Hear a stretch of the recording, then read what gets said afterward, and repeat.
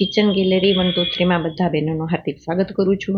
આજે આપણે બનાવવાના છીએ જુવારના લોટનું ખીચું। મને તો બેનો આ ખીચું અતિશય ભાવે છે, તમને પણ ભાવતું જ હશે। તો જુવારના લોટનું ખીચું બનાવવા માટે સૌપ્રથમ જોશે આપણે 1 વાટકી જુવારનો લોટ, 1 વાટકી પાણી, 1 વાટકી દહીં, આ છે લીલા મસાલા જેમાં આદુ, મરચાં, લસણ અને કોથમીર છે। લાલ મરચાંની જગ્યાએ તમે લીલા મરચાં પણ લઈ શકો।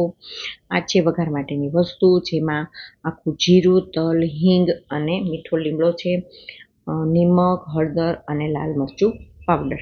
આટલી સામગ્રીથી બનાવવાનું રહેશે, પણ તમારે આ 3 વસ્તુ એક જ વાટકીના પ્રમાણથી લેવાનું છે। એટલે કે જે વાટકીના માપથી તમે જુવારનો લોટ લેશો એ જ વાટકીના માપથી પાણી લેવાનું છે અને એ જ વાટકીના માપથી દહીં લેવાનું છે। તો મસાલા તો બહુ ઇઝીલી ઘરમાં હોય એ જ વસ્તુ જુવારનું ખીચું બનાવવા માટે જોઈએ। તો ચાલો શરૂ કરીએ આજની આ રેસીપી। સર્વપ્રથમ આ 3 વસ્તુ એટલે કે પાણી, દહીં અને લોટ મેં એક તપેલામાં મિક્સ કરી। હવે હું એમાં નાખું છું લીલા મસાલા, જે મેં ધાણા ભાજી, આદુ, મરચું, લસણ લીધા છે એ। હવે મસાલાની વાત કરું તો હળદર, નિમક અને ચટણી મેં એમાં નાખીને બસ આને કરી દેવાનું છે મિક્સ। જો આ જગ્યાએ તમને એમ લાગે કે પાણી થોડુંક ઓછું થઈ છે તો તમે પાણી એમાં થોડુંક વધારે પણ નાખી શકો અને પ્રોપરલી તમારે અહીંયા એને હલાવી લેવાનું છે। બસ આપણે જે પુડલા બનાવવા માટે ખીરું કરીએ ને એ જ ટાઈપનું અને એટલું જ થિકનેસવાળું આપણે આ ખીરું તૈયાર કરવાનું છે। અને હવે આપણે આ ખીરુંને માત્ર 5 મિનિટ માટે ઢાંકીને રાખી દઈશું। 5 જ મિનિટ માટે એને રાખવાનું છે, એટલે જેટલું એને શોષાઈ જવું હોય પાણી એટલું શોષાઈ જાય અને મસાલા પાછા એમાં ચડી જાય। હવે આપણે એક કડાઈની અંદર જાડી કડાઈ લેવાની છે, એમાં એક મોટું પાવરું મેં તેલ મૂક્યું છે। તેલ આવી ગયું છે કે નહીં ચેક કરવા માટે રાઈના 2 દાણા નાખ્યા અને વઘાર માટેની તમામ વસ્તુ મેં એકસાથે નાખી દીધી છે।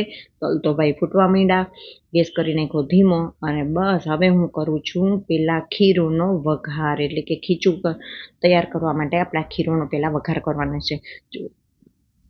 એટલી સરસ મજાની સુગંધ આવી છે ને કે મોંમાં તો પાણી જ આવી ગયા છે। બસ ગેસની ફ્લેમ ધીમી કરી નાખી છે અને ચમચીની મદદથી હું એને હલાવી રહી છું। મારી કડાઈ છે ને એ જાડી છે એટલે બેસવાનો તો કોઈ પ્રશ્ન નથી।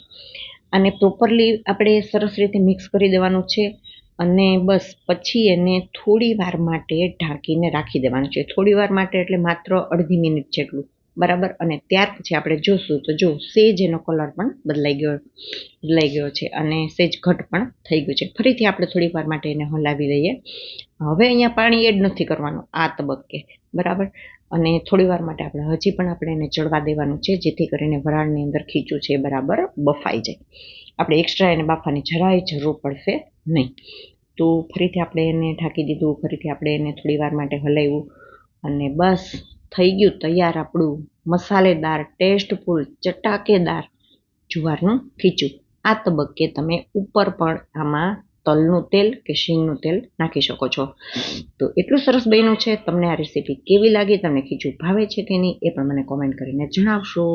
આવજો।